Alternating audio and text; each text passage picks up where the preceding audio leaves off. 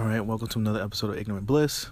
This is me, Julian Lytle, and to continue the movie theme that I said was going to be of a trilogy of episodes, this time it's with my friend Rocky Hadadi, a fellow critic of mine in DC area. We both write for a site called Punch Drunk Critics. She writes for Chesapeake Family, and we were just, more talking about the movies of 2015. This was recorded before the Oscars, so, some of my Oscar thoughts and my conspiracies about Leo, even though now we know he finally got that championship statuette. Hope you enjoyed the talk, and there you go.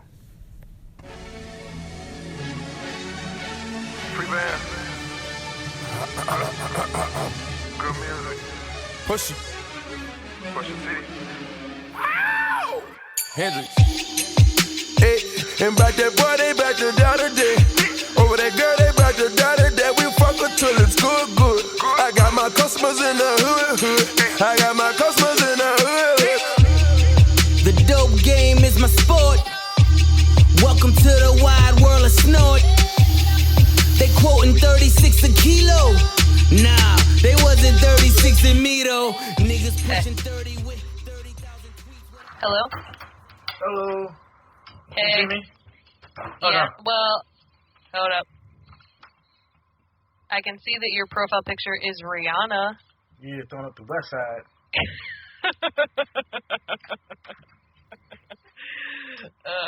She's the best. Yeah, she doesn't care. Neither do you. So it makes sense. Yeah. Yeah. Helen of Troy, that's what I call her. I mean, I get it. Like, I don't know what else you could call her. That makes sense to me, so. Too many rappers fight over her, like the Trojan War. Yeah, But, there's no Brad Pitt, and there's right. no freaking Eric Bana. Or Orlando Bloom. Well, Drake could be Orlando Bloom. What? That is so rude. That is terrible. He's soft, though. He's Paris. I guess that's true. No, he's Paris. He's Paris. Okay, but don't you feel like he's not as soft as Chris Brown? Exactly. Chris Brown is the King of Sparta dude that gets defeated by his older brother. Okay. All right, fine. Because it's Chris Brown. He's an idiot. Come on. So, when are you going to recast Troy to be all of hip-hop? Is that happening soon? I think I should do that, right? Is that... Who's going to be Brad Pitt, though? Like, we do not have... Oh, my God, I don't even know. We do not have Achilles. I don't even know. How did you feel about Brad Pitt at the Golden Globes? Because I thought he looked very good. He looked like... He looked like regular Brad Pitt, which in comparison to The Big Short, where he actually looked his age. Yeah. But no. Oh, he's at the awards for Baby Goose. He looks like his usual, I don't have an age since 1998 self. Which I'm fine with, which is like everything I've ever wanted. Although in The Big Short, Adam and I were like, he's basically just Robert Redford now. Like Brad Pitt has fully become Robert Redford, and that makes sense. And it made me want to watch Spy Game. If he's Robert Redford, then like, who is Leo? Leo is Jack Nicholson. I mean, it's sad, but can't you see it, like, in the face? Like, can't you see it happening? Yeah, I guess he can get that crazy. Yeah, it could maybe happen. But he doesn't let any directors rape little girls in his house. That we know of. Nah, man, you know Leo the God. Leo the God is like, yo, you gotta be a model. You gotta be a Victoria's Secret angel. Yeah. You gotta be... Yo, you gotta be at least 18 to 22. That's the thing, is that, like, we all, like, I make fun of Leo hardcore, but Leo has kept his shit tight. Nobody has sold a story about Leo. Like, I'm almost amazed that he has, like, this full control of his career. And granted, he was, like, at the right time. Like, TMZ didn't exist when the Pussy Posse was, like, tearing up LA. Like, so it's not like stories followed him, but at the same time, the fact that, like, Toby never talked, Lucas Haas has never talked, like, nobody has ever said anything. Doesn't that blow your mind? They real G's right there. They're the real homies right there. That's why rappers be fucking with Leo and his crew, because it's tight. Yeah, because nothing ever gets out. Yeah, nothing ever gets out. They see him out there, like, that's the one actor dude you know. Like, yo, if you were at a party and, like, you like the best rapper in the world, Leo just came in the room. You was just like, you lost everything. You're like Super Mario when he gets hit by a turtle. You just shrink. And like yo, the God that came in, he gonna take everybody's woman. Do you think Leo and Rihanna had a thing? Do you remember that story? Okay, you think it happened? Yes, and he was like, yo, I'm not losing weight for you, Rihanna. Like, Troy means nothing to me. Like, I'm Leo the God. Like, I am Adonis. I'm everything. I'm Apollo. You immortal. You ain't fucking with me. You got to level up a couple more times. Have I ever told you about how Adam calls Rose Byrne his sad wife because she plays a sad wife, like, in everything? She playing a sad wife, though. And she was the sad wife in Troy. Like, it all goes back to Troy. You know, she had that, like, baby face. She had, like, oh, my God. She was so young. Yeah, it's like, that's why, like, later on, when, like, someone told me I was raised born, it's like, you bullshitting. Like, shut the fuck up. But then you look back at her face, like, oh shit, it's Rose Byrne. It's like when I look at The Mummy and I say, oh, that's Rachel Weisz. Rachel Weisz. It's Rachel Weisz. Oh my God. Like, she looked like she looked like a baby version of, my favorite chick from Traffic. Michael Douglas's wife. Catherine Zeta-Jones. Yeah, she was like a baby version of her where it's like, I don't know, you don't look completely regular white. You must be mixed with something. Yeah. But now it's like, oh yeah, you were just baby face back then. You was just tan because. Yeah. Well, not even just that you were just baby face, but like you ate some food. Now nobody eats food. Nobody eats food anymore. Yeah. Nobody eats food. Yeah, she was eating good back then. Man. Good. Well, it's like Kate Winslet. Like Kate Winslet was never fat, but like if you go back and look at Kate Winslet in Titanic with Kate Winslet now, totally different face. Just a different face. Oh yeah, I like her more now though. I like grown woman Kate Winslet. I like her, but I was, like, really annoyed by her at the Golden Globes, and she was like, I had no idea I was going to win. Really? Because you were campaigning. Like, you can't say that when you were actively campaigning for yourself. True. But, like, still, like, you know, she knows Steve Jobs wasn't fired. She know it wasn't fired. I don't disagree, but it's still Kate Winslet. Like, she has, like, a gajillion Golden Globes. Do you know what I mean? But J-Law's coming up, though. J-Law is, like, stealing everybody's shit. And I'm, like, kind of over it. Like, don't get me wrong. Like, I enjoy me some J-Law, but at the same time, I was like, Joy was terrible. Like, Joy was terrible. Did you end up seeing it? Yeah, I saw it, and it's my main problem is that David O. Russell always casts 25-year-old as like 40-year-old, 35 to 40-year-old women. It's like you couldn't get Amy Adams to be Joy, right? Like an age-correct woman to play a woman with 2 kids and a divorce and taking care of her mother and father. Right. Like, I do not believe. And Edgar Ramirez's fine ass living in her basement. Like, come on. The best characters in the movie were all brown people. Yeah. Oh, for sure. For sure. Her ride or die Latina. And her ride or die ex-husband. Good advice. Ex-husband. Yeah. Both like Spanish people. Like, one of the best parts in that movie is when, like, Robert De Niro is like, why is he still here? And she's like, he's the father of my children, and he's my best friend. I was like, yes. Yes. Like, this is not how you divorce. This is right. Not how you divorce. Right. But no, but I totally agree. And I think it's because I think she, like, fucking loves David O. Russell. Like, I think she loves him. And I don't get, I mean. He loves her. That's his muse, her and Bradley Cooper. Like. Yeah. And Bradley Cooper was in that movie for like 5 minutes. He was good at it, though. He was really good in it, I want to see his come movie. on. I want to see the QVC movie. Right. Right. No, you know what I wanted to see? I wanted to see her fighting with her family over control of her company. Like, that's what was so weird to me, is I felt like it was like an hour where nothing happens, and then like 15 minutes that she's on QVC, and then another 45 minutes where nothing happens, and then the end of the movie is like, oh yeah, and then her father and her sister sued her. What? That's what you give narration to? Yeah. That's not your entire movie? It was very weird. You don't have Bobby De Niro in the courtroom. Right. Being angry? Come on. Yeah. Come on. Yeah. All right. So what do you want to talk about? What do we want to do? I guess we could talk about since it's Oscar season, we could talk about the nominations. What did you feel about those nominations? Julian, I think you know what I felt about the nominations. I feel like the listeners know how you feel about the nominations. All right. I have a lot of feelings about nominations. Okay, I'll do things that pleased me first, because that's a shorter list, Julian. I don't know. there were things that made me happy. Like, I was happy that The Hateful Eight got what I thought were 3 deserved nominations, like Jennifer Jason Leigh, because her winks alone deserved an Oscar nomination.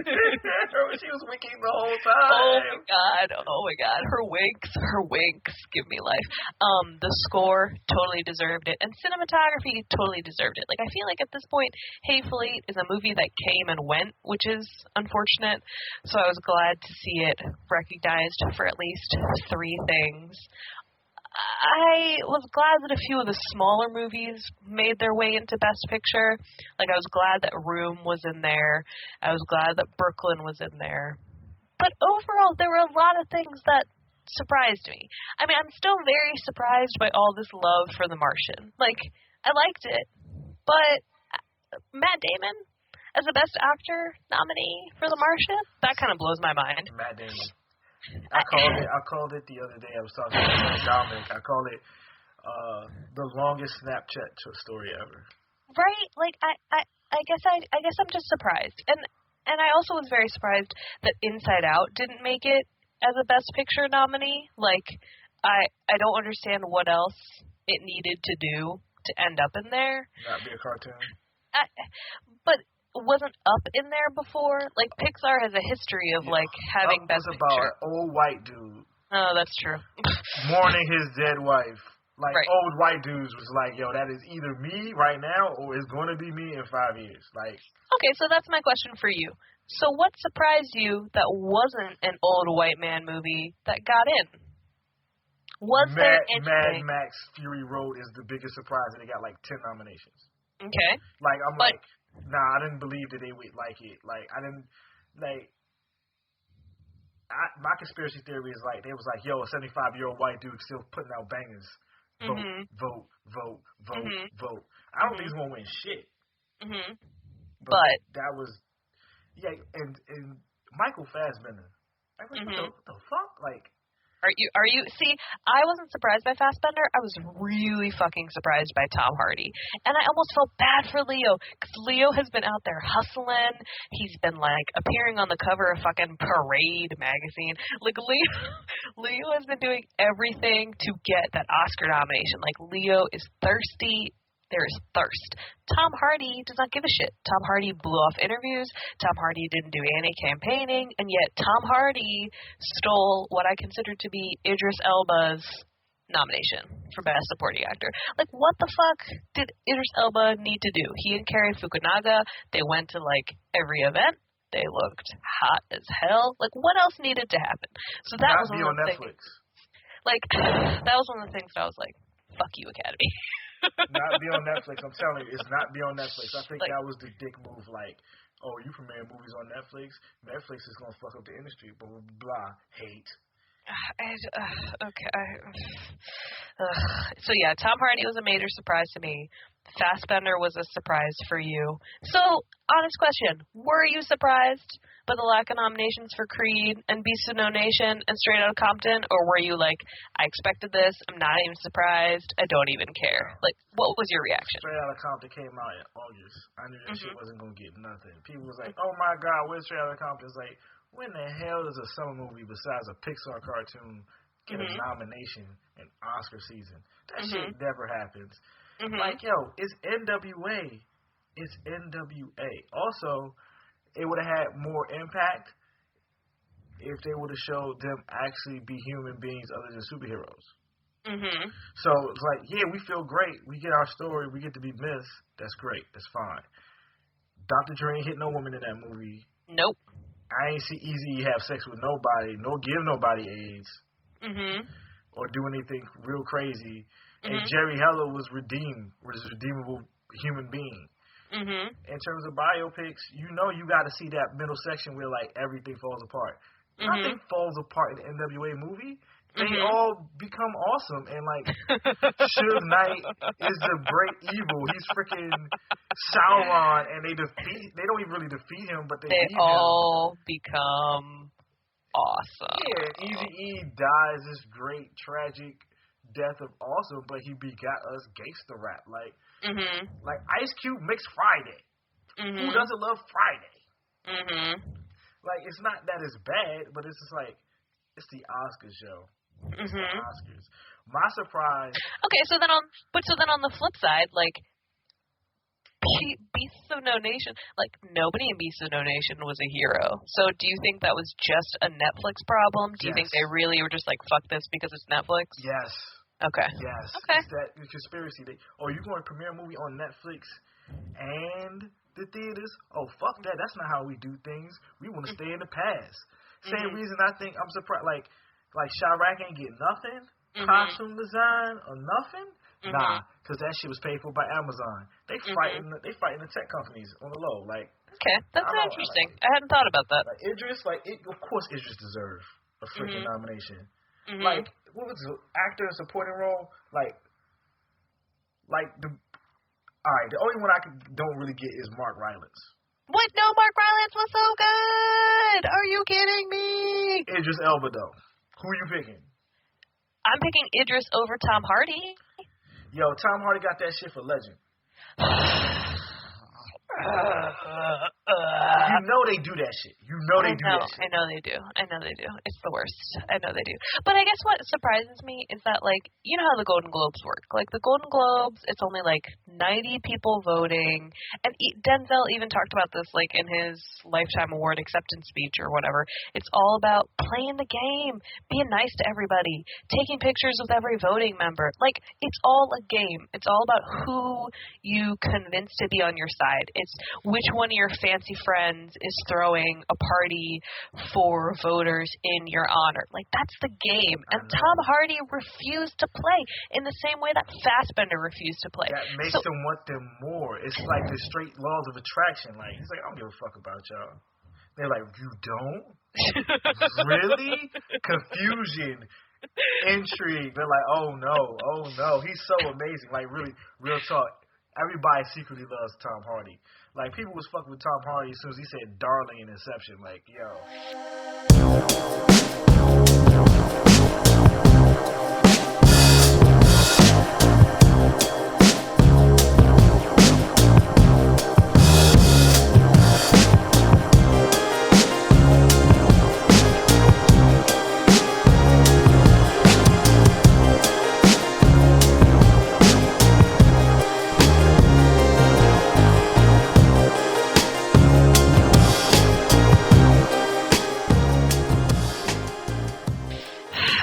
was really good. Like, it was a rap. It was like, oh, really who is this British dude with the suit on? He's calling grown men darling? It was really good. But you've heard, so his stories about, like, blowing off press and, like, not giving a shit, like, none of that matters? Like, they don't care about that? No, it does matter. It makes them want him more. He's hard to get. Leo is not hard to get. All right, I'll ask you this question as well. Are you a little surprised by how thirsty Leo has been? I honestly have been a little surprised. Because Leo used to be aloof. Like, Leo didn't really care. Leo rejected superheroes. Leo wasn't about franchises. Leo was just like being an actor, man. Yeah. And then all of a sudden, this award season, it was just like, Leo needed the Oscar. He wanted the Oscar. And I did not expect that to happen. I thought that Leo would have, like, played it cool, but no. You remember when LeBron James, before he went to Miami, and he just felt so sad as he got beat by the Boston Celtics again, and, like, the whole arena booed him in his hometown, and then he was like, I'm taking my talents to South Beach. And then he lost again that first year. That's where we at with Leonardo DiCaprio. Like, what else do I have to do? Like, I dunk from the half court. Like, I shoot shots. I'm amazing. My shoes sell amazing. What else do I have to do? Like, honestly, how many times Leonardo DiCaprio should have got the award? Okay, so then that's the question. How many times do you think he should have got the award? If we're going to have that conversation, let's have that conversation. How many times? When? I think at least 3. Like, he's got so many bangers. Hold on. You think Leonardo DiCaprio should have 3 Oscars? Are you kidding me? One. He should have at least one now. Oh my God. Come on, dude. Come on. For what? Let's do this. Let's go. Let's look at his nominations. Wikipedia is going to help me right now. Yes. Let's look at his nominations, okay? Okay, let's go. Academy Awards. All right. Are you ready? I'm going to read you what he's been nominated. Okay. 93. What's Eating Gilbert? Great. He should have had one right there. I thought he was mentally challenged when I first saw him. I didn't even remember him from Growing Pains. That's how real that shit was. Okay, so you already have. He should have got a kid joint already. If they gave freaking Rogue one when she was a kid. Okay. Fuck that. Okay. They be hating on the okay. God. Okay. It took 12 years, and then he got nominated for Aviator. I'll give you that he probably should have got it for Aviator. I'll give you that. Okay. 2007. Blood Diamond. That's weird. I don't know why he got nominated for a Blood Diamond. That's weird. I don't like that at all. 2014, Wolf of Wall Street. 2016, Revenant. Wolf of Wall Street? Hell yeah, you should have got goddamn Wolf of Wall Street. I was talking about that shit yesterday. Rocky. Okay, hold on. Okay, so you're telling me that Leo should have gotten it over Chiwetel Ejiofor? Is that what you're telling me? Did Chiwetel win? Did he win? Who won that year? Was that Matthew McConaughey's year? I think that might have been Matthew McConaughey's year. That was last year, right? No, it was 2 years ago. Wasn't it? Oh my god, I don't even know. It all blurs together. Okay, let's look. 86th Academy Awards. That was Wolf of Wall Street. Yeah. That was... Okay. So, Best Actor was... McConaughey won it. All right. McConaughey. Yeah. That was a hard list. That was a lot of good performances. It was McConaughey for Dallas Buyers Club, Christian Bale for American Hustle, Bruce Dern for Nebraska, Leo for Wolf of Wall Street, Chiwetel for 12 Years a Slave. There was a couple times there was a couple movies where he didn't get nominated, and I was that he should have. I think he should have gotten nominated for Revolutionary Road. Yes. Mhm. They were bugging. Mhm. What about your favorite movie of all time, The Departed? Yo. Mm-hmm. That's real street shit right there. That's they be blowing me. To me, he should have got a Best Supporting for freaking Calvin Candy. Okay. And Django. Okay. Like, he's one of the best racists on screen ever. I don't know about Django. You know, you and I have different thoughts about Leo and Django. I feel like there was too much Leo in Django. I was not feeling Leo and Django. But I will give you Revolutionary Road. I will give you that. So, yeah, you won't see. What I want to see is Departed, Aviator. I want to see Leo's acceptance speech, right? Because he's going to win. Like, at this point, like, nobody else is going to win. Leo's going to win. I want to see the acceptance speech. He was mad good at Catch Me If You Can. Like, he was faking. He was really good in Catch Me If You Can. They was faking on the God. He was. A couple times. They've been faking. So ultimately you're not surprised by him going all out this award season. It's been 10 years he's been banging out joints. Okay. All he right. didn't gave up. He could have been Spider-Man, yo. He let his homie be Spider-Man. And that's what I think is interesting, right? Is that, like, you know the old Hollywood voters, like, hate the superhero movies. You know it. Like, you just can sense it. So I would feel like they would like Leo a lot more because he, like, never went down that road. You know? Like, don't you feel like they would like him more because he never gave in? Not those producer votes. Not those director votes. He's still making those, like, independent cinema. Personally, I still think he fucks on his daughter, and that's why he's never going to get it. They cut him off. That's my conspiracy theory, because he's Leo, and he did it, and it was like, yo, he did this, and he didn't even ask me, he didn't apologize, he left it hurt, and it's like, yo, all the homies, you never vote for him for Best Actor. You vote for anybody else. So you're telling me that Leo's dick has cost him an Academy Award? Yes. Okay. All right. Okay. That's an interesting theory. Yes. I would ask him that shit to his face, and I bet you he would laugh like he did at Lady Gaga, the fucking Golden Globes. Oh, my God. Can we talk about how that might be the best thing Leo has ever done? The best male shade on earth. Oh, my God. Because she caught him, she bumped him, and he was like, ha ha, she caught me. It was like Ray Liotta in freaking Goodfellas. It's like... That whole scene was like that table. Like, she mad though. He's like, that shit was garbage. That's how it looked. He was laughing. Like, everybody at that table was dying because Leo just told the killer joke. His laugh was really good, and then his, like, eyebrows, like, oh shit. She caught me. She bumped me though. It was amazing. Okay, so what other things did you like at the Golden Globes? Did you like anything else? Any other moments that stuck out to you? Cookie. Giving cookies to everybody and her purely drunk off champagne. And I liked that as well. Yo, this team up of Terrence Howard and Taraji P. Henson over the years is amazingly funny. Like, she shot him out at the end like they're Batman and Robin, and then the whole up is like, you gonna wait? When she was told him, like, you're not playing me off, and they even stopped trying. I was like, everybody else, even all like the little white directors and stuff, was getting played off, and they tried to fight back a little bit. They tried to play off Leo. He was like, I'm talking about the plight of Native Americans. Can you please not play me off? Like, it's, see, Leo the guy had to flex on him, and like all my Native American friends was like, yo, Leo rapping for the First Nations. I was like, word. Good job. Dude, Leo is going to do anything to get this award. Leo is going to do anything. You're going to see Leo visiting, like, Native American reservations. Like, Leo. He did everything Johnny Depp should have been doing when he decided to play a cartoon Native American in fucking God, what was it?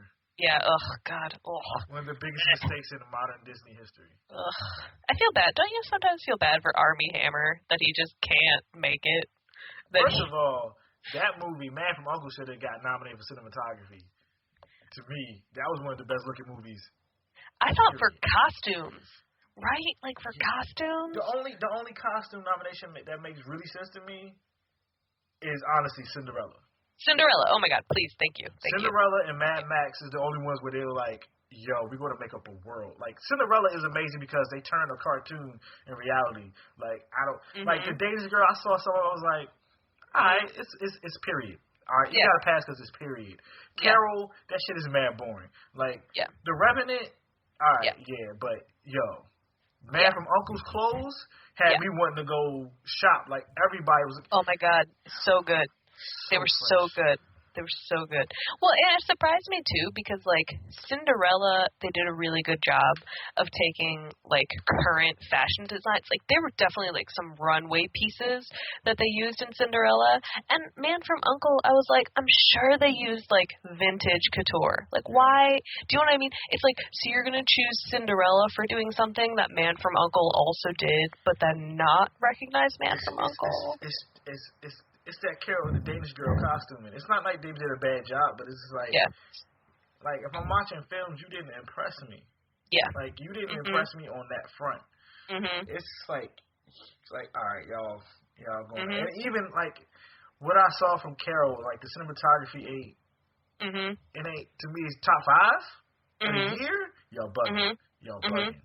Well, I mean, you could also very well make a case for Hateful Eight for costumes. Do you know what I mean? It's like if you're gonna go period piece, then like let's go period piece. Like let's go Hateful Eight. Like, come on. For a tangent, yo, Channing Tatum in Hateful Eight as the preview as Why He's Perfect as Gambit. This year. Do you mean Perfect as My Husband? Because I think that. Well, hey, again, in the 90s. Girls loved Gambit, even though he was a cartoon. And now we get Channing Tatum speaking French to black women, getting them over. Oh my God. And I was like, this dude is like, that's it. That's why he's Gambit. Y'all thinking. I'm not even going to see this movie, but, yo, Channing Tatum, the God. He the new God. See, that's what Leo got to watch out for. Channing Tatum can sneak up on him and then bust everybody's ass because he's Magic Mike and everybody loves Magic Mike. But the difference, though, I think, like, okay, here's a perfect example. Jonah Hill. Jonah Hill is tight with both Leo and Channing. Channing, though, will do the stupid shit with Jonah Hill on camera. Whereas, you know, Leo will, like, laugh from the background, but Leo will be like, yo, I'm not going to do that with you in public. I can't do it. But I understand that type of thing. If people do a lot of silly stuff, it's like, yo, I'm not going to do that. Because, like, yo, like, Leo be hanging out with Dave Chappelle, Chris Rock, and Q-Tip and just be on radio shows for no reason. Like, yo, talking about Gangstar. Like, he's just cool. He's just cool as hell. But, yo, Channing Tatum is kind of like the dude you got to, like, high five with all the time. Yeah. He's Jinko in those movies. Like, that's him. He is. Like, no, that's him. That's, like, his life. No more. Like, it's just like, damn, you're really, damn it, Channing Tatum. You're awesome. Your wife is beautiful. Like, you did a not bad job on that, like, lip-syncing show. You got Beyonce to come out. Like, are you kidding me? That's the key. He got Queen Beyonce to come out during his lip-sync battle. Like, nobody has that. Wait, yo, no. I bet you Beyonce's like, I like Channing Tatum. Right? That's all that happened. Beyonce was just like, I'm not going to say anything. Because Beyonce doesn't talk anymore. Have you noticed? Beyonce doesn't give interviews anymore. Beyonce doesn't talk anymore. She just shows up to places and is like, I'm Beyonce, and then she, like, goes about her life. She knows they don't care. They don't really care about what she says. So she's going to do, and she's going to be a mom, and she's going to come out with an album, and then she probably talks about some of this stuff when she's with the crew, and then there's award shows, and then Kanye goes, and he's like, fuck this shit. Beyonce had to hide his shit. And she's never going to say nothing. She's going to just make a little look, and they're going to call Kanye crazy. But we all know. Well, I think that's the thing, too, is that, like, she now has the power to just give a look. Do you know what I mean? And if you had that power, why would you wouldn't give it up. Like, you wouldn't abandon that. Like, if you could just get by with giving people looks, then just give people looks. I get it. Yeah, that's why she's the queen. I know when I get to the documentary features, like, 2 of those I haven't even heard of before. Clearly, like, Winter on Fire, I see a Netflix logo on the poster. I'm like, where's this shit in my queue, though? I have never even heard of Winter on Fire. I'd heard of all the other 4, and I know how much you loved Amy, but I had not even heard of Winter on Fire. Honestly, not even heard of it. Like, Cartel Land is dope, but there's so much shit about drug war that's like, all right, whatever. What Happened Miss Salone is really dope, but that Amy documentaries is so much more fire. You loved Amy so much. You loved Amy so much. It shows the fall of a creative person through, like, bad people around them so well. And it made people who was like, I don't know about Amy Winehouse music. And I was like, after that movie, I was like, what do you think now? They were like, give me all the albums. I was like, I know, I told you. Don't be faking on Amy Winehouse. She was killing it. She was killing it from jump. Yeah. What are your thoughts on film editing? Like, what are you surprised about, like, what Star Wars got and what it didn't get?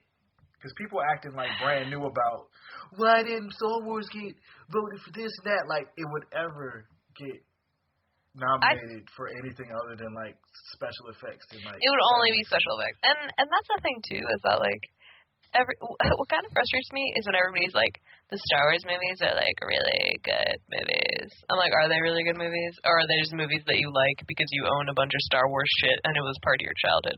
Just because you enjoy something doesn't make it... doesn't make it dope. Doesn't make it a good movie. Like, so people... I read somewhere about how people were, like, really angry that it didn't end up in, like, Best Pictures of the Year. And I was like, really? Because, like, I liked Star Wars, but I have no desire to see it again. Like, none. Whereas Creed, I could see Creed like 800 more times. No. Why isn't Creed in there? Like, that was a legitimate shock because... Well, it was a legitimate shock to me that Coogler got fucked over for Fruitvale and got ignored for Creed. That was a legitimate shock to me because it's just like, what else? What else? He did Rocky. Like, y'all gave the Oscar to Rocky and he just made it with black people. Like, Yeah, that was more what surprised me. And especially because if you look at something like Tom McCarthy being nominated for Spotlight, I was like, I'm not exactly sure why he was nominated for Spotlight. Because Spotlight to me has nothing, like, there's nothing about Spotlight that I was like, oh, like, the director really did, like, a good job with this. It's almost like he got out of the way and let his actors do the job. It's like the screenwriting and the actors really carry that movie more than the directing because... Yeah. Or it's the editing. Like, it's getting an editing nomination makes sense because it's how it's edited. It's like, you're thrilled, but, like, what do you, like, John Slattery, beast. Lee Shriver, beast. Michael Keaton, beast. Mark Ruffalo, beast. Like, what do you, like, tell me exactly what you're doing that's better as a director than Coogler co-writing, teaming up with his best actor friend. And basically somehow saving Rocky from falling into time eternal of being the past. Like, well, and the flip side of that is, like, Best Picture. You opened up for 10 nominations. You only nominated 8. I can very well see Creed being in there. Like, if you're gonna open up the field so that you can add in, like, bigger, publicly liked features, why wouldn't you add in something like Creed? that was critically adored, commercially successful. And that's kind of what, like, I don't understand about the Oscars anymore, is because it does seem very much like they are trying to broaden their base. They're trying to acknowledge movies that people have seen. They're trying to draw more viewers. They're trying to do something with their hosts. They got Chris Rock back, but it's like, but it doesn't seem like you're doing enough. And again, is it because the average voter is like a 63-year-old white guy? I mean, probably. But, like, how much longer is that going to go on? Like, I guess I just don't understand. Especially after last year when there was so much backlash. I don't know. I don't get it. How many times have they've really done since they opened up the post Dark Knight Award change? How many years have they done 10? 10. Because I think, like, they opened up to 10, but they don't really be doing 10. No. I don't think so. It's like, like, what are you? They're like, why are you doing it? Like, yeah. And I still don't understand, like, if you pump that up to 10, and the thing about the Golden Globes that where it does great is they have the two categories, like drama and then they have musical comedy. So you essentially you always getting 10 nominations for Best Actor. Mm-hmm. Why don't the Oscars just do 7? Like, just do 7 for all the acting nominations. Yeah. And some of the, like, I get why maybe, like, on makeup you still only do 3. Mm-hmm. Like, okay. But all the acting nominations, just go to 7. Yeah.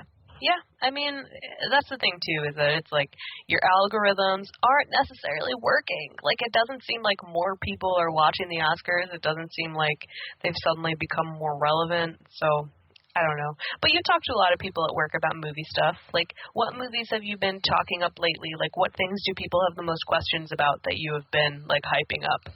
Yo, people ask me about The Revenant every day, and I still haven't watched it because really? of that bear scene. I'm like, I don't know if I'm ready for that.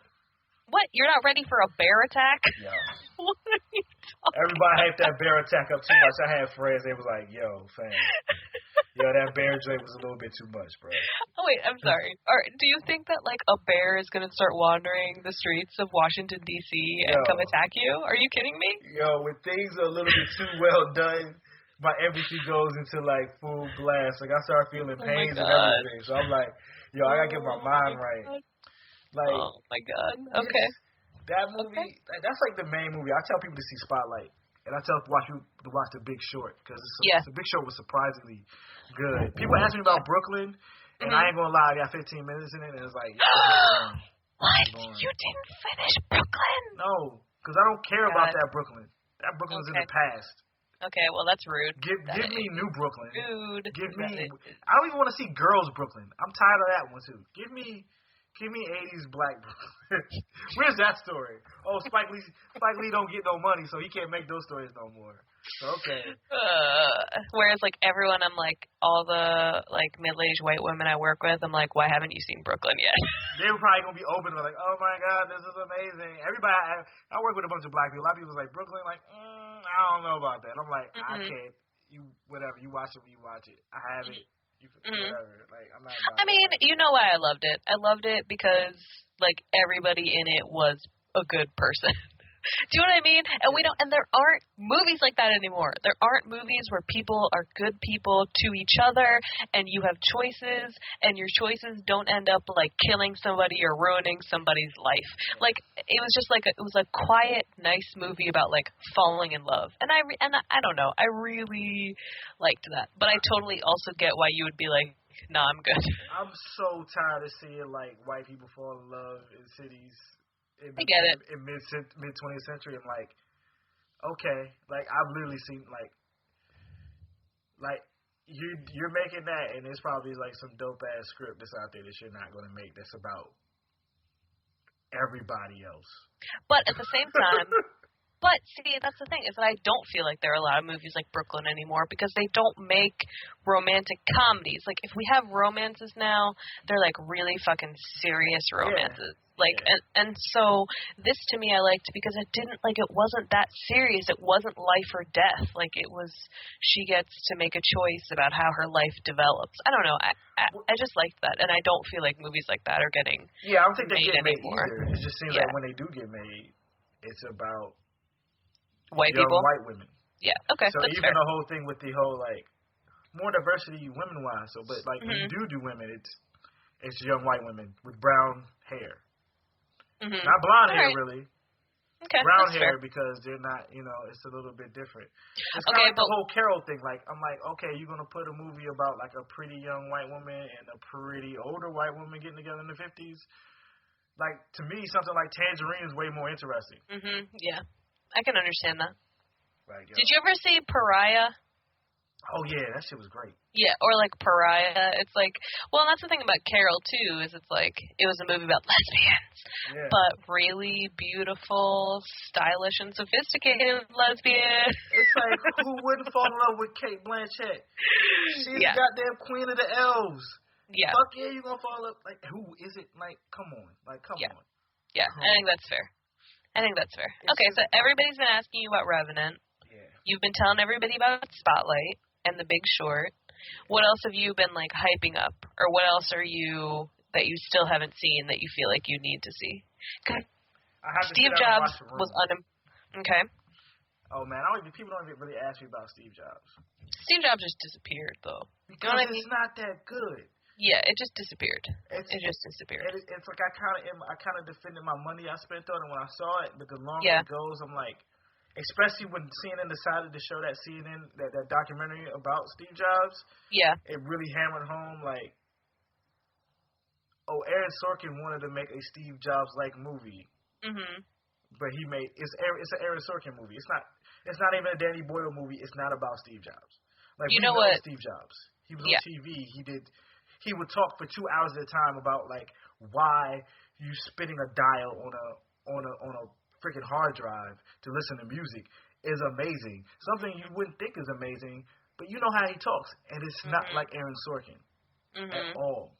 Well, that's the thing, is that I personally was very excited that Sorkin didn't get nominated. Yeah, it's Sorkin-y, and I think people are starting to get tired of Sorkin-y. Like, yeah, I was pretty okay with that. I'm not gonna lie, I was pretty okay with that. And overall, for screenplay, I think I was pretty good with the nominations. I think, like, Ex Machina getting in there was really awesome. Inside Out getting in there was awesome. So what did you think of Bridge of Spies then? If you weren't impressed by Mark Rylance, were you just like, this is the perfect old white people movie and I'm not down with it, or? It's again, that's a movie I got through half of and I just stopped. It's that usual, like, Steven Spielberg where it's Steven Spielberg's like, I'm gonna play with this for a little while. It's like, it's good. As Tom Hanks is doing Tom Hanks right now, and I don't even think people really fucking with Tom Hanks right now, but he's like dad or something, and it's like, he's cool. But it didn't super impress me. Like, it's no Munich, you know what I'm saying? Like, like, I want him to do more hard hitting shit. Like, I miss that. Like, Bridge of Spies is like, it's alright. It's almost like, to me, it felt like you nominated Bridge of Spies because it's Steven Spielberg. Yeah, for sure. And you also was like, yo, Jurassic World made a gang of money. Yeah. Like, did you ever read this piece? Okay, so you don't read Vulture as much as I do, obviously. No, but I can't keep up.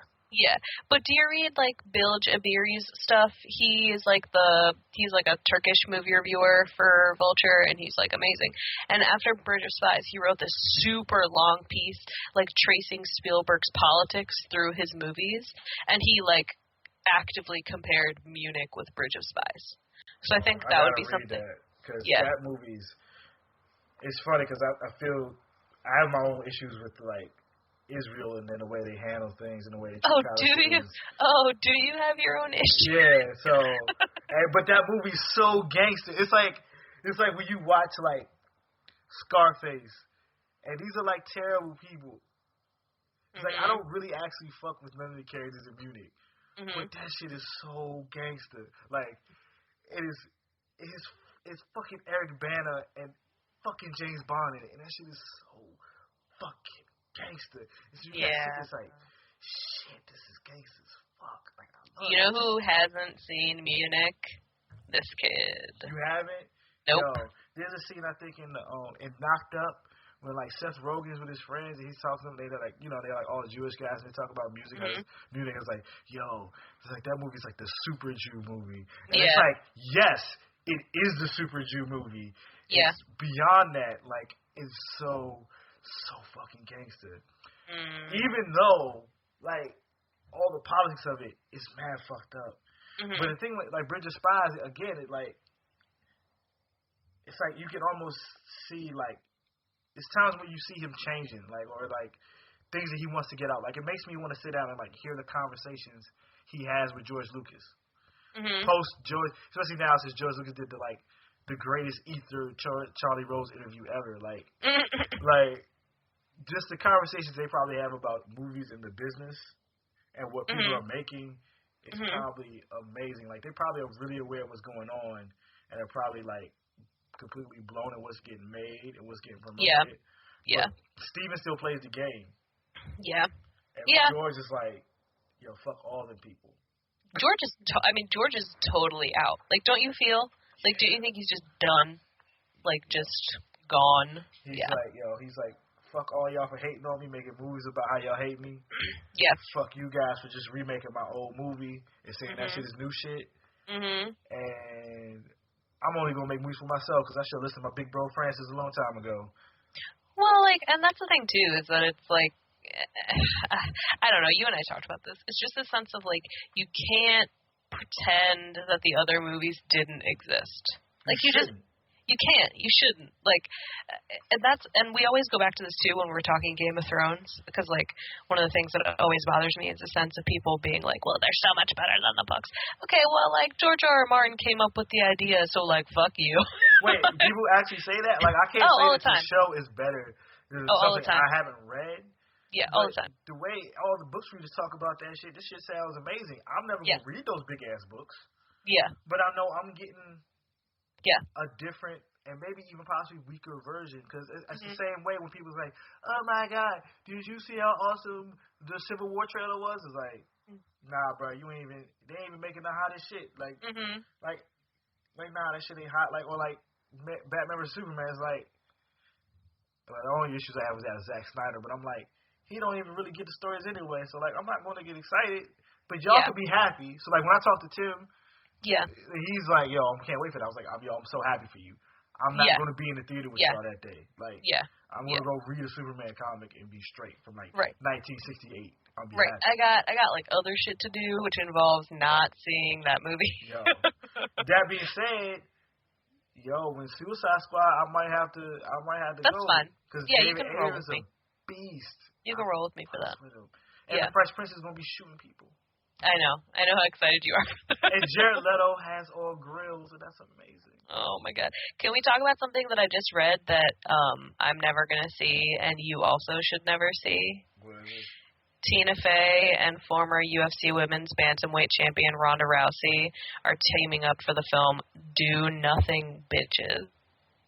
A movie about wealthy, pampered wives who get a rude awakening at a camp where Rousey is an instructor. Paul Appel, who wrote Sisters, is writing the script. Wait, who else is going to be Hold on. Adam is saying something to me. Hold on.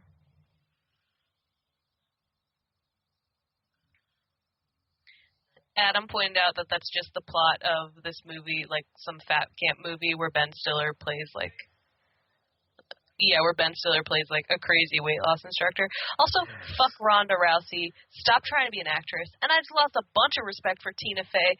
Get the fuck out of here. It might be really funny, though. You don't understand. No, it won't be really funny, Julian. Oh, but that might be the joke. Like, like Sisters was mad funny. It was really funny. You know what's not funny? Ronda Rousey, because she's fucking terrible. Yo. Tina Fey made Mean Girls, though. Nope. She made Mean Girls. Nope. Adam and I were just talking about this too, is that this sense of like, this probably will be Ronda Rousey just going off to become an actress and never coming back to fight again, which is fine, but like, just fail. Like, just fail. She did get kicked in the face. A lot. She did. Yeah, it was perfect. I know you really dislike Ronda Rousey, but like, if Tina Fey bring her crew, like if she can get Amy Poehler in that shit. No. That shit can be mad funny. No, it wouldn't. You're killing me. I trust Tina Fey. I trust Tina Fey. You're killing me. Also, Christian Bale has dropped out of Michael Mann's Enzo Ferrari biopic because Christian Bale is finally like, I can't gain all this weight. Which, good for you, Christian Bale. Your body has been through some shit. You should probably stop. Wait. Are you telling me that Michael Mann is making a Ferrari biopic? I knew you would be excited about that. Are you okay? Are you going to be okay? I know. That is my most anticipated film of whatever year it comes out in. Do you understand? This is the man that will record the sound of engines. Yeah. So that shit will sound right. Yeah. When you're in the theater, when you're in the center seat, in the center row, you just like, oh, that's the hum right there. You're going to feel it in your seat. Be like, oh, man, I'm in a car. Yeah. Oh, my God, Michael Mann. Yeah, it's coming out next year. 2017? Ooh, look at me fly! The only two people that were confirmed were Christian Bale and Noomi Rapace. But now Bale is out, and the search has begun for someone, like, fatter, who doesn't have to gain a bunch of weight. Yo, I need this movie to come out right. That's just me calling for you. Guess I hardly know you. You're off limits. Classic twist. I think I'm falling for you.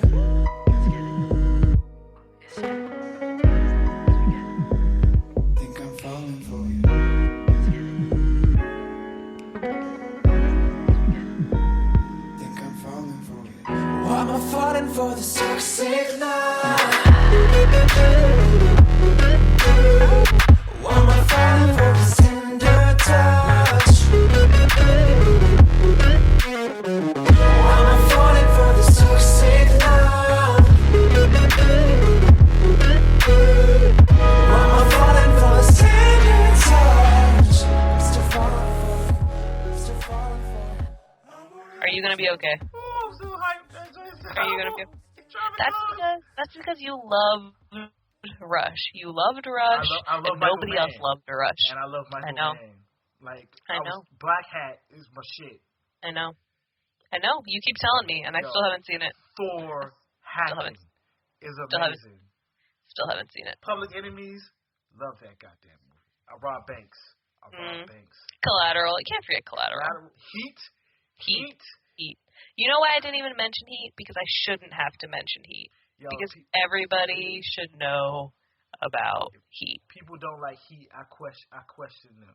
Do you know people who don't like Heat? Yeah, and men, I question them the entire, everything about them. Like, why are they still in your life?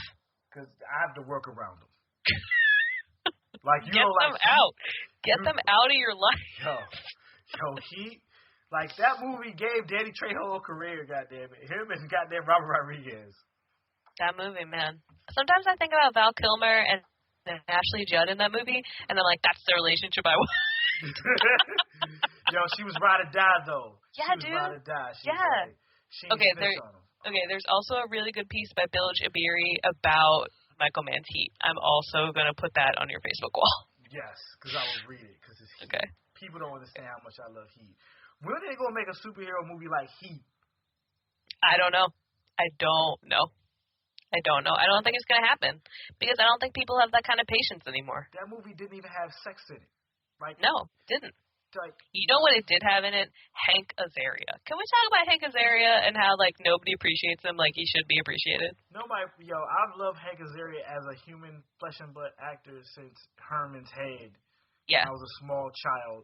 Other words known as the original Inside Out. The GOAT. I think it might be time to rewatch Birdcage. I'm just going to throw that out there. That film, that film probably deserved the Oscar when it came out. I don't know if it got one. Don't you feel like Robin Williams could have gotten nominated for an Oscar for, everything he did? Yo, besides some of the crappy movies like Bicentennial Man and things like that, when he flexed on people, he should have got movies for his comedies. Yeah. The fact that the Oscar still doesn't celebrate comedy is just let you know that there's not enough funny people in the Academy. Because if they were, yeah. Let's be honest. Some of these films aren't even as good as certain shows. Yeah. Also, Adam just sent me some 95 comedy film, Heavyweights. It's about a fat camp for kids that is taken over by a fitness guru played by Ben Stiller, written by Judd Apatow. Yeah, so Heavyweights is basically just this terrible do-nothing bitches movie. Got it. Thanks, Ronda Rousey. Thanks for nothing, you terrible, worthless human being. That's another January release, probably. Yeah, probably. Tina Fey gotta get that dough, though. She gotta get that bread up. She got How does Tina Fey not have 30 Rock residuals? How? When did they show 30 Rock? Isn't it on like some kind of repeat? I don't know. I guess not. I don't see that shit. I don't see commercials for that shit nowhere. She got mortgage. She got kids feed. Okay, fine. But I'm not okay with it. Don't worry, we'll get another like her and Amy Poehler movie. And okay, it'll be dope. fine. Maybe Ronda Rousey will die. I mean, maybe. You don't know. Yo, you hate her with all your being. Pretty much all of it. I hope you have to interview her one day. No, because I would never agree to that shit. I would never agree to that shit. That shit would be epic because you would ask her the meanest questions ever. I'd be like, how does it feel to be terrible? Exactly. It would be so real. Adam might have to be there too, just in case when she flexes out, so he can like block her punches. Adam would run interference. Adam would be like my hype man. I'd be like, why are you so terrible? And Adam would be like, yeah, why are you so terrible? Yeah, that would be what would happen. You gotta block the kicks. You gotta block the kicks. You're like, Pretty much. Okay, so speaking of TV, let's spend the last few minutes. What are you watching? What are you gonna watch? What are you pumped for? What are you doing? What is your TV schedule right now? I'm very interested in American Crime Story, mm-hmm. the trial of O.J. Simpson, mm-hmm. because David Schwimmer is playing Robert Cardenas. When is that coming out? I thought February, it was like the beginning of February. It's going to be it's going to be an amazing thing to watch because it's like, oh, Selma Blair's Kris Jenner. Oh, Selma Blair's Kris Jenner is amazing. Yo, amazing. They're going to need to spin that off into like Selma Blair being Kris Jenner all the time. Yeah, pretty much. The building of the brand. That should just be a movie. But pretty much. There's this show called Expanse that I'm going to watch because I heard it's good. Okay. There's Thomas Jane in it, and it's on Sci-Fi. And Cuddy from The Wire is in it. You know who loves Thomas Jane? Adam Freed. Motherfucker loves Thomas Jane. Don't get enough good work. He loves Thomas Jane. Like The Punisher. Fucking loves that shit. I'm still watching Limitless because every so often Bradley Cooper's in it. Mm-hmm. And okay. it's like Bradley Cooper with his new weird face. But it's like every episode he has a different amount of facial hair. Okay. So it's like in the pilot he had like a full beard, and then then the second time you saw him he was clean shaven, and the last time he had some stubble. But it's like it has you sitting thinking it's like this show is only a medium level procedural. Yeah. But I like the movie so much that's like and it directly connects. It's like, You did really love that movie. Yo. Also, did you know that Malcolm Jamal Warner is an American Crime Story? Yes. I did not know that. Cowlings, you understand, that show could be the biggest failure ever. But in terms of TV, the real shit that's going to get popping is Vinyl and The Get Down. When The Get Down happens, and we finally have hip-hop shows, things about hip-hop that isn't fucking Empire, I'll be one of the happiest people on earth. God, you do really hate Empire, like a lot. There's nothing about it that's authentic. I'll be fine if it was just Black Dynasty. If it didn't have nothing to do with rap music, I'll be fine. If it was an R&B label, if it was a pop label, but it's nothing. Like, rap is too crazy and amazing. Like, Puffy himself, being Puffy, is way more dramatic and interesting to watch than any of the silly shit in that show. Well, because isn't so much of it also that, like, there is, I mean, we talk about this all the time, that, like, pretty much every genre, like rock, hip-hop, like, pretty much everything has become heavily pop-inspired at this point, but that doesn't mean that the original genre doesn't exist. So for them to make it, like, a rap label is weird to me, because they had so many other choices, right? Like, you could make it an R&B label. You could almost make it like a pop-influenced rap label. Like, when I think of Empire, I don't think of rap. And this season, what I saw is more Terrence Howard and not Taraji. And the first season is so much Taraji, which makes it watchable. It needs more Cookie. I could give a fuck about Lucius. Cookie, like if they got rid of almost everybody and just had Cookie had a show, I watched the fuck out of Taraji acting. Have no problem with that. My man Lee Daniels could get every type of story with Jersey Smollett about his issues of being black and homosexual and all that type of stuff. I'm fine with that. It's so much of, like, 80% of that show is garbage and 20% is good. Is it because Terrence is bad or because the character is bad? But it doesn't make sense. Okay. Like, and it's like, this is a person, I grew up watching Dynasty, Falcon Crest, Knots Landing, like Dallas. People don't, I can go episode for episode, bar for bar on soap operas. So I know good soap operas. You're watching yourself some telenovela. You love Jane the Virgin.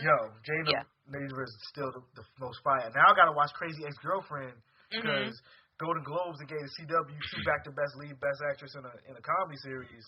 And I heard it's a musical, and I was like, yo, I fucks with musicals. I watched Glee. Oh, I thought you knew it was a musical. Okay, no, all right. I Okay. just thought it was like about a crazy white chick stalking this Latin dude.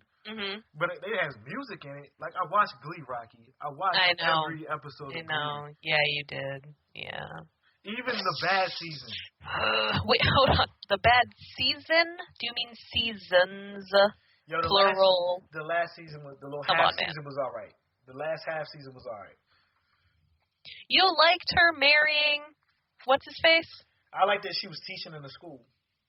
Okay. And I liked some of the new students they made, especially like the black girl who was doing the whole, like, you know what I'm saying, Janelle Monáe episode. That was her. Yeah. Okay, all right. But yeah, like, it's not, but yeah, it's a musical, so I'm about it. I have literally so much TV shows.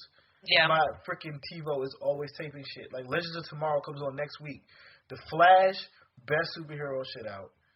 Legends of Tomorrow's got freaking Wentworth Miller as Captain Cold, giving the craziest, most fun performance on television. Did you don't get no respect? Did you also hear that Fox is bringing back 24 and Prison Break? First of all, not about Prison Break. That's amazing. But 24, yeah, I heard it. They've been talking about doing the 24 without Jack Bauer for like 3 years. I don't have a problem with that. I want to watch it because just because the show isn't about Jack Bauer, don't mean that Jack Bauer can't pop up in it. Yeah, I mean, I don't understand. It's one of those things where it's like, come on, guys, what else is... They're just changing the hero. Like, they tried that before. If you have Jack Bauer in the show and you put Yvonne Strahovski or whatever as the B hero, she's never going to be the main hero because you have Jack in it. You got to take Jack out. You got to freaking, like they did with Luke Skywalker, put that motherfucker on a mountain. Yeah. He's just not in this shit. Yeah. That's the only way it'll work. And I'm not, like Fox, I don't even like X-Files. Yeah, that's weird. But that shit is coming back. You're weird. And I'm like, yo, I'm about it. Like, you guys doing these miniseries shit is with your old shows. Where's my Martin miniseries? Fuck that. Can we have a serious question? Where is Martin? Like, where did he go? Like, where is he? Martin is always on rotation on BET. I always watch that shit. So, like, where is he? He's chilling, but, hey, we getting Bad Boys 3 and 4. I'm going to be front row center. Because shit just got real. And I don't give a fuck what else Michael Bay does with his propaganda movie and more Transformers. Bad Boys 3 is life. Yeah, I know it is for you. I know. Also, one last thing that I think is hilarious. Did you hear the story about how NBC hired, like, a tech agency to figure out what Netflix's ratings were? Oh, yeah, when they aired them out. That was the dirtiest move ever. I think that is hilarious. It was shade. It was like, we're going to find out what you get, and then we're going to put all your shit on Broad Street. But it doesn't matter, because what people don't understand is, like, to watch Netflix, like HBO, you got to pay for it. You got to pay. Like, it's like why you can't really go to HBO, like, big deal. Like, they don't make they're not getting Walking Dead numbers, but they don't have to because everybody pays for it every month. Well, and the other thing that is hilarious to me is it's like, NBC, nobody is watching your shows anyway. I know, it kind of makes you feel sad because they got some pretty decent shows right now. Like, no, your shows aren't winning awards. Like, you hosted the Golden Globes and nothing on your network was nominated. Like, airing out Netflix's numbers does not change the fact that NBC fucking sucks. Yeah, it like, doesn't change the fact that Netflix and Amazon is beating everybody up right now. Yeah. Like Amazon has me like, oh, not only do I need to watch Transparent, I need to watch this Mozart in the Jungle with my man Gael. I was like, oh. God, I love Gael. I didn't even know it existed, and now I'm like, you know what? I'll watch this. I saw the ads, and I'm just like, I don't got time to watch shows on Amazon, but clearly, 2 years, like, they got Emmys and they got Golden Globes for like 2 years straight. I'm like, well, I guess I got to sit down and really watch my Amazon shows that like part of my freaking Prime account. Are you gonna watch the new Sesame Street on HBO? Watched it this morning, new episode. How was it? First of all, the quality of filming jumped tenfold. Oh, I'm sure. The intro is all new and different with like slow motion stuff of Cookie Monster eating a cookie. Yeah, I heard that too. I was like, what kind of Sesame Street? This is what non-free Sesame Street is like. Yeah. Well, damn. Was it good? As good as preschool television show could be. Okay. It was like, it was only half an hour. I was like, yeah, it's only half an hour. I'm like, would it used to only be half an hour? Or it used to be an hour. And a half, right? It used to be like an hour, and they would do like 3 or 4 different storylines. In this, it's like one storyline, and then also, I think they're going to try to make the lessons different. Like what they end up teaching kids each episode are going to be more like real life kind of stuff. This morning was the number 10 and sleep. Like the whole thing was about going to sleep. That's kind of interesting and like, weird. Go to sleep. Because I have a feeling, because they showed 2 back to back, and I have a feeling since it's like, all right, you got HBO, but it comes on Saturday mornings, but a lot of people have HBO Go, HBO Now, so I guess you could be like, oh, it's almost time for bed. Let's put on the new Sesame Street about going to sleep, though, with Elmo and this Tooth Fairy little girl who's like, I don't know how to go to sleep. I go to sleep with big bands and stuff. And then, like, the new, like, human character, Nina, who is bilingual, so she can teach you that Spanish. Well, yeah, I mean, why not? And because you know, they lost Maria, so they got to have a new, bilingual person. And then it was weird. It was about sleep. They had, like, a little thing with, like, Tracy Ellis Ross talking about how she goes to sleep, and it had like things with the letter B. Oh yeah, there's letter B, the number 10 is sleep, and it's like all these like a bear popped up in her bed, and then like a beaver, and it was just like random. Julian, I'm gonna ask you a real question. Did the bear scare you because of how afraid you are of the Revenant? But there was also this weird segment called like Smart Cookie, where Cookie Monster and these 3 talking cookies solve mysteries that deal with cookies. What? And it was absurd. What? They had to go to this king and help him go to sleep. What? And it's like, and there's this villain, and then he dresses like he does things with cookies to like stop people from going to sleep, and he busts out a ginger snap, right? And the king was like, oh no, the snaps are too loud, I can't go to sleep, and then crumbs get everywhere. I can't sleep in the bed with crumbs, and they had to figure out like where to do here with the ginger snap because it was going to explode because somehow the ginger snap was a bomb. Julian. And it was actually bad. I was watching this shit like, what's gonna happen next? And then Cookie Monster would like kind of get stressed out, and he'd be like, I need a cookie. And then he looks at his partners, like the Fig Newton characters would be like, oh no, and he runs away because like Cookie Monster about to freak out and just eat the cookies. Oh my god. And then they got chased to do like they solved it, and like Cookie Monster eats the cookie. And it blows up in his stomach, but it's a cookie, so it doesn't hurt Cookie Monster. And the dude's like, oh, no, you stopped me again, Smart Cookie. And he runs away, and they, like, jump after him and start chasing him. We're like, this is absurd. I feel like what you're saying to me is that I need to watch this show. Yo, that first half an hour was fire. Is that what you're telling me? Okay, got it. Again, another show where, like, I'm watching that people was like, if Julie doesn't have kids, why does he watch this? But if I did have children, all the shit we'd be watching would be fire. Oh my god. Yeah, are you kidding? All the toys, playtime would be all the time. Yeah, for sure. For sure. I might actually continue watching Sesame Street or HBO to relax my mind from all the serious shit in the world. Yeah, because there's a shit ton of serious shit. I mean, and that's the thing, too, is that, like, the idea of specific television shows being for specific demographics, I, like, understand it from, like, a capitalism point of view. Doesn't mean I'm not going to watch the shit I want to watch. Exactly. Like, come on. All right, man. This has been a good talk. Was there anything that you feel like we didn't cover that you want to just quickly go over? I don't know. We just talked about movies. Wait, were you surprised about Mad Max? No, not at all. Getting nominated? Do you think it's going to win anything? No, I don't. Technical awards? No, I don't. No, I don't. Because I think as much as the guilds and the other organizations will move in the way of recognizing it, I don't think that the Academy actually will. What do you actually think will win Best Picture? I mean, now that The Revenant swept the Golden Globes, Spotlight. I could see, but see, that's the thing though, is that I don't think Spotlight actually had that much attention on it. I think Spotlight was people's safe bet, and I could very well see the Oscars just wanting to go fully up their own asses by making history by giving it to Iñárritu again. I could really see them doing that, because think about it, The Revenant is the perfect white man struggle movie, and they love that shit. They love it. True. But they love they're also hella liberal out there. It's we get to fuck over religion. They are really liberal out there, but I just think that I just don't think that Spotlight made enough of a splash. For whatever reason, I just don't think it did. I think that's the surprise. I just think they might go in the spite just because of the Golden Globes. They just sometimes it seems like they kind of just dislike the Golden Globes, man.